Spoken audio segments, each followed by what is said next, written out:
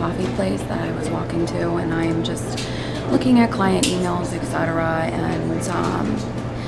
I noticed that on January 20th, it is the full wolf blood moon, and it's supposed to have a large astrological effect on all of us. I'm going to go back home and meditate on it, and then we'll talk about it more on the channel. And I'm going to do some client readings, and I'll probably perhaps have a celebrity reading as well.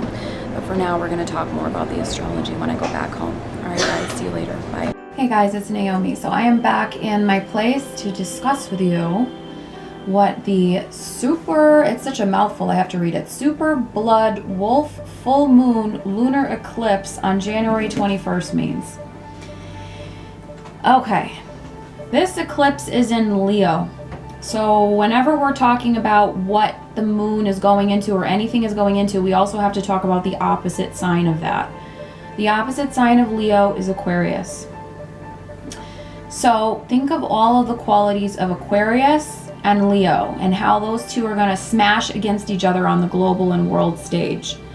What's interesting about this is, my royal fans, Leo is the sign that represents royalty, literally. So this super blood moon is really, the eclipse is really going to affect the royal family.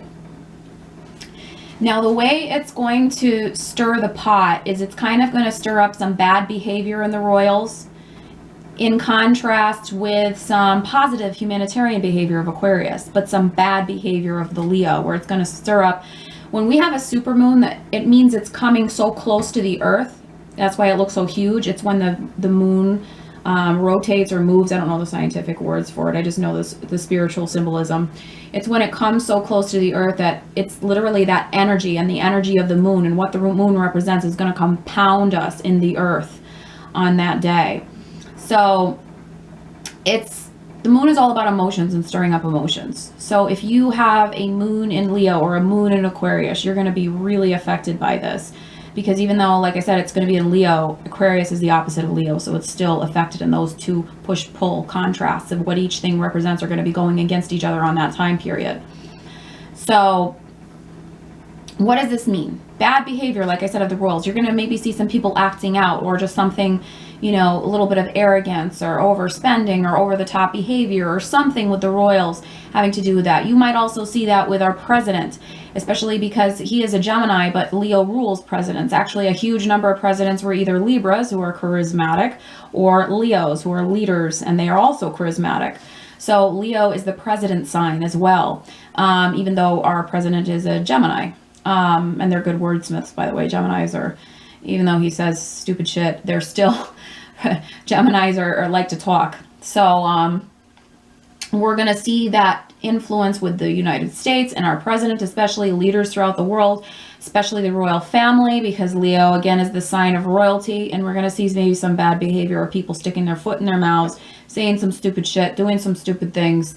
And then contrasting with that, we're going to see the zealots up in arms about everything. We might see some more protests going on, or protests getting heightened, because the Aquarius energy resists the Leo energy. And what is Aquarius? Aquarius is the renegade. Aquarius is the sign that represents always fighting for a cause. Princess Diana had an Aquarius moon, always wanting to help others. But in the negative, Aquarius is like a zealot, like my way or the highway. You know, I'm an SJW, and I'm not saying I am. I'm talking like I'm a person who believes in all that, you know, all these types of things. I'm an SJW, and if anybody thinks differently than me, then all of you guys can just go away, and I'm going to fight for my cause no matter what. It's kind of like a vigilante energy when Aquarius is in the negative. And because this eclipse is so strong, it's not to say that it's all negative, but when it's so strong and the moon is so close to the earth and it's so visible, that energy is penetrating, and it can be very negative because it's almost like too much emotional energy. So we're going to see a lot of that.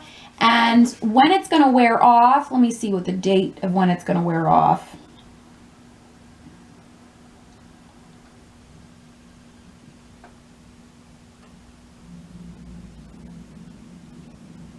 Well, it's going to be going on for like the rest of the month into February, and it's slowly going to fade out, but it's going to be really, really, really strong the week of January 20th, 21st. So that is the Sunday and Monday after this week coming. So it's almost a little over a week from now. Yeah, it's a little over a week from now that we're going to feel this energy. And it's interesting because the total lunar eclipse is also, it's going to be on the 21st.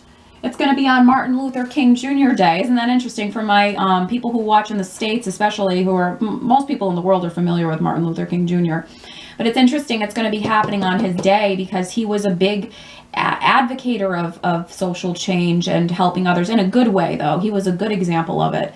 And he was a big fighter for rights of people who don't have rights.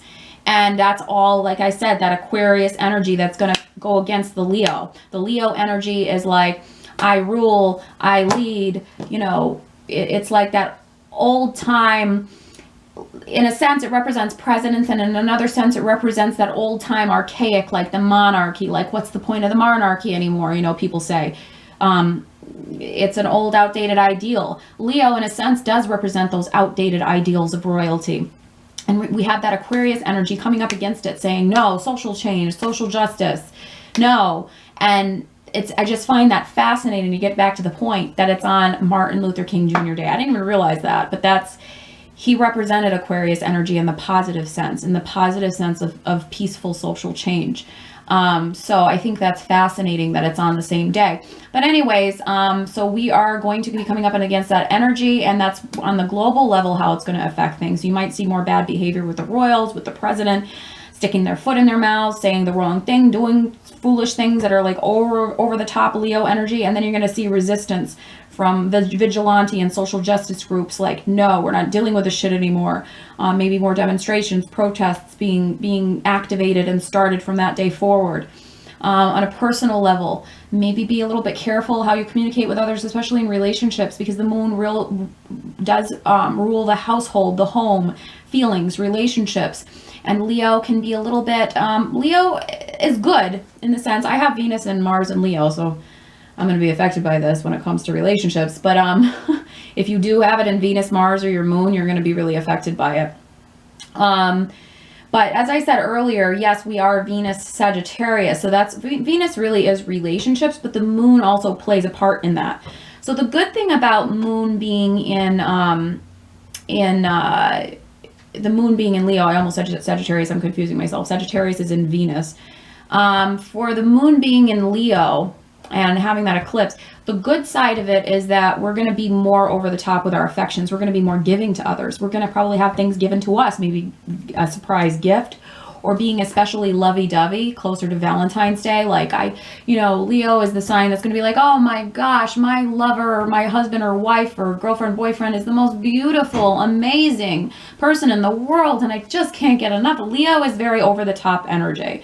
So that can be good, but it can be bad in the sense that there will be a little bit more demandingness. Leo's very demanding, like, give me this or else. Ultimatums around this time. Be careful about how you communicate to your loved ones. And then that Aquarius hippie, I fight for causes and I love all people, man, type of energy. And people are just awesome, like social energy. So we're going to be coming out of our shells being a little more social. Because Aquarius is the opposite of Leo. And also we're going into Aquarius, the sun sign, towards the end of the month, as I said earlier in other clips of this video. So we've got all these energies interplaying. And I would say on a spiritual level, if you're going to practice incantations, candle work, which I do, I should actually start demonstrating that on the channel. Very passionate about it. It's something I've been doing for years with tarot, with astrology. And, I think most people who watch this channel are open to that kind of stuff, but I hate to break it to you if you're not open to that kind of stuff. Tarot, if you think tarot is okay, but you don't like candle work and incantations, honey, the tarot has cards that represent everything in the astrological deck, and doing cards is considered an incantation in and of itself. So if you are not really you want to cherry pick, I'm okay with cards, but doing candle work is bad. Honey, it's all the same thing. Just letting you know for those people who leave comments sometimes about that. But most of you guys are supporters and believers and love this kind of stuff, so I appreciate you. But it's a good time, this eclipse on the 21st. So the energy is going into it on the 20th, but the eclipse is actually, from my understanding, it's going to happen right on the 21st, it says. The total lunar eclipse.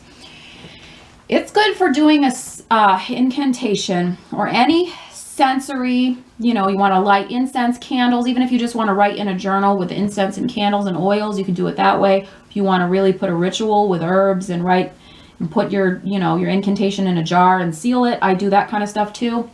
If you're going to do any of that on this day, 21st, try to do it as what kind of energy do you want to banish and how do you want to ground yourself. I wouldn't say it's a good day to try to do an attraction incantation. And the reason why I say that is because it's such erratic energy. Unless you're very familiar with this kind of stuff and you've been doing it for years like I have, or something familiar, you've been familiar with it a long time, it's a good day to do any type of incantation work. But if you're not, I would say it's a good day to just ground yourself and release, do releasing energy during an eclipse. So that's just a little tidbit if you're interested in that kind of stuff. I might make some videos about how to go about doing that. You can do something even as simple as, this is not a new candle, but if you have a new candle, light a brand new candle. I use votives because they burn out fast, so you don't have to wait for them. And you say, you know, elements of fire carry my desires. Then you burn incense and you say, elements of air carry my prayers. Around and about me, only spirits of the white light, only good spirits allowed here. And then you essentially say, you know, I am releasing any negativity. I am releasing any negativity I feel and I see. I am releasing negativity, so mote it be. And then you say, grounding myself, rooting myself to the earth, grounding myself to the earth, rooting myself to the earth, grounding myself to the earth. And you just keep repeating that. So that's an example of how you can do a simple little incantation. You can write those words down on a piece of paper, and you can seal it in a bottle for a stronger effect and then bury the bottle. And that's just, you know, something I know about, but I'll be sharing more of that on the channel. So anyways, if you would like to donate to this channel, you can donate to GoFundMe /Naomi-Tarot, or you can donate to paypal.me/C Naomi Tarot. So C as in cat, and then Naomi Tarot is the name on paypal.me, and that information is down below. So I have two ways to donate now, and the PayPal is how you make payments if you'd like to get a reading. So I do have that link available now. I got it fixed. It wasn't working for a while, the PayPal link, but now it is. So thank you so much, guys, for watching, and I'm still offering the $90 special until January 15th, 5 questions, full astrology chart. I also have cheaper readings down below I'm offering, so check it out. All right, have a good night or day when you watch this. Bye-bye.